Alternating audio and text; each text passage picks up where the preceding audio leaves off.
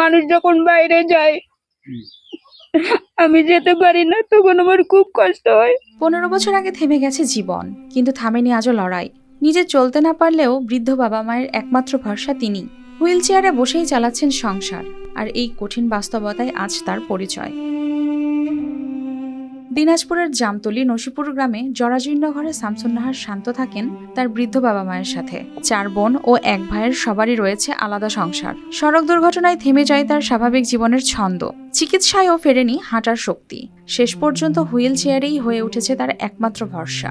বাবা বয়সের ভারে কাজে অক্ষম, মায়ের অবস্থাও একই। তাই সংসারের দায়িত্ব এসে পড়ে প্রতিবন্ধী শান্তর কাঁধেই। রোড অ্যাক্সিডেন্ট করছিলাম, করার পরে তখন আমার পড়ে গেছিলাম। পড়ে যাওয়ার পরে হাত পায়ে লাগছিল, বাবা মারা হসপিটালে নিয়ে গেছে। তারপরে চিকিৎসা পাতি করতেই যেখানে যেতে বলছে সেখানেই নিয়ে গেছে, চিকিৎসা করছে, কিন্তু কোনো কাজ হয়নি। এখন ডাক্তাররা বলতেছে আর ভালো হবে না। কিন্তু আমার বাবা মা, আমরা আর্থিক অবস্থায় আমরা খুব গরিব। আমার বাবা মার কিছু নাই, আমার পিছনে টাকা পয়সা খরচ করে এখন তারাই সর্বশান্ত হয়ে গেছে।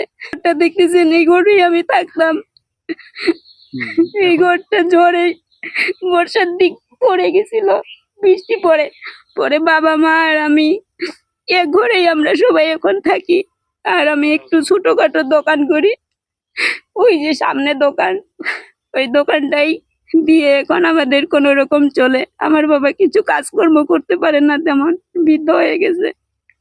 এইভাবেই আমাদের সংসারটা চলে। আমার একটা ভাই ছিল, ভাইও চলে গেছে আমাকে মা বাবাকে রেখে দূরে থেকে, ঢাকায় থেকে আমাদের খোঁজ খবর নেয় না, অনেকদিন হয়ে যায় চলে গেছে। জরাজীর্ণ ছোট দোকান শান্তর একমাত্র আয়ের উৎস। সামান্য আয়েই চলে 3 জনের সংসার। তবুও অদম্য ইচ্ছাশক্তি নিয়েই প্রতিদিন বসেন দোকানে। স্বাভাবিক জীবনে ফেরার কোনো আশা নেই শান্তর, চিন্তা শুধু বৃদ্ধ বাবা মাকে নিয়ে। সব মশার বিরুদ্ধে সুরক্ষা দিতে এলো বসুন্ধরা এক্সট্রিম অ্যারোসল, মশার বিরুদ্ধে এক্সট্রিম সুরক্ষা। টিমের কাছে এটাই বলতেছি, আমার পিছনের ঘরটা দেখতেছেন, আমার এই ঘরটা যদি আমার মতো করে একটু মেরামত করে দেন, আর আমার দোকানটাকে যদি একটু ভালো করে দিয়ে মালপত্র দেন, তাহলে আমি আমার বাবা মাকে নিয়ে থাকতে চাই, ভালোভাবে একটু খেতে পড়ে থাকতে চাই। তার বাবা মা মনে করেন মেয়ের ছোট্ট চাওয়াগুলো পূরণের জন্য ও ভবিষ্যতের নিশ্চয়তায় দানশীল মানুষের সহায়তা খুব প্রয়োজন। যে কর্ম করি খাইতে পারে সেটা আর ভয় নেই, আর কইতেও পারি নাই। প্রায় 20-25 বছর হচ্ছে আমি কলে করি ধরি ফেলেছি। কর্ম করতেও পারি না বেশি, দিন মজুরি কাজ করি, কোনোদিন পাই কোনোদিন পাই না, কোনোদিন ডাকে কেউ ডাকে না, বয়স হয়েছে এই কারণে এইভাবে টুকিটাই কষ্ট করি খায়া না খায়া দিন পার করতেছি। এখন আমার মেয়ের উপরে ভরসা করি আমি চলি। এলাকাবাসীর মতে শান্তর জীবন গেছে থেমে। এই অবস্থায় তার পাশে দাঁড়ানো এখন মানবিক দায়িত্ব। কিভাবে চলিবে ইনকাম না থাকলে? আমাদের মতো তো আর কি ঠিক করে বেড়াইতে পারে না। ঠিক মতো বেড়াইতে যদি পারতো তাহলে তো আমাদের মতো চলাচল করতে পারতো। বেড়াইতে পারে না, হাঁটতে পারে না, এইভাবেই চলে। করে কষ্ট করে আর কি, পায়খানা পেশাব যেভাবে খুব কষ্ট করে আর কি যাতায়াত করে, কষ্ট হয়। আবার নিজে একটা দোকান দিছে, দোকানটা আর কি যখন নেয় আর কি খরচা নেয় তখন একটু কষ্ট হয় নিতে, ফির আবার চালাইতে কষ্ট হয়, ঋণ নিতে হয়। অনেক চিকিৎসাপাতি করছে, কোনো উপায় নেই। এখন এই অবস্থায় আছে আর কি, খুব দুঃখে কষ্টে দিন কাল আছে। তাদের এই দোকানটার ঘরেই চলে আর কি টুকটাক।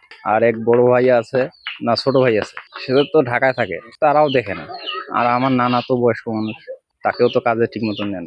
সবকিছু মিলে এইভাবে জীবনযাপন আর কি করতেছে ওরা। সমাজসেবা কার্যালয় থেকে জানা যায় নিয়মিত প্রতিবন্ধী ভাতা পাচ্ছেন শান্ত। চলাচলের জন্য দেওয়া হয়েছে হুইল চেয়ারও। তাছাড়া আবেদনের মাধ্যমে অতিরিক্ত সহায়তার বিষয়টি বিবেচনা করার আশ্বাস দিয়েছেন এই কর্মকর্তা। জানিয়েছেন শামসুন নাহার শান্ত।